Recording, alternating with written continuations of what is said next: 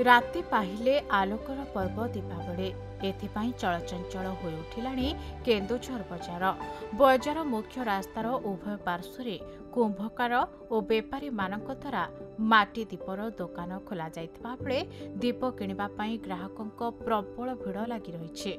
आलोकर पर्व पई बजार में माटी दीप पया काठी तेल ठारू आरंभ करी गणेश और मां लक्ष्मी सुंदर सुंदर मूर्ति बिक्री होउछि। एहाकु लोकमाने मध्य बहु उत्कंठार सह किणुछन्ते।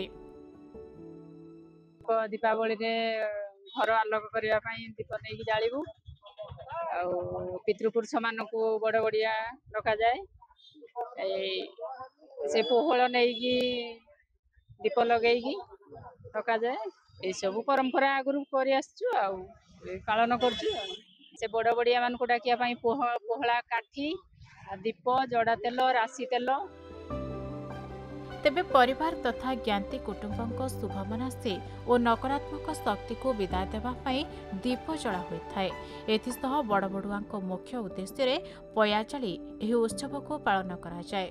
गत किछि वर्ष होला बजार रे रंग बेरंग आलोकर चाहिदा बढ़ुवा सत्वे वर्तमान मध्य माटी दीपर चाहिदा पूर्व परि रहितबा कहिसंते दोकानी और ग्राहक। एही माटी दीप उभय दोकानी और ग्राहकों को सुहाउछि बोली कहिसंते, जहा फल किछि लाभ करिवे बोली आशा रखिछन्ते दीप बेपारी। एटी हमरो माटीर दीप बोली चाहिदा हम केउंझर मार्केट रे चाहिदा बहुत होला कना एटा हमरो कुंभार मानकर बड़ कहले चले। तो एटी बेसी भलो चले बोली एटी हमें माटीर दीप ही यूज करछु। एटी बिकु हम प्रति वर्ष बिकु बड़ पर्यंत आगे विभिन्न प्रकार साइज अछि।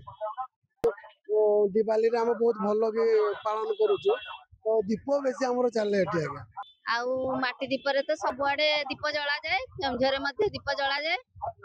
माटी दीप भल रेट भी अच्छी आउ रंगीन दीप भी मिलुची। केउझर चारियाडे माटी दीप बेसी मिले आउ एठी समस्ते बाची बाची नियंती भल दीप भी मिलुची।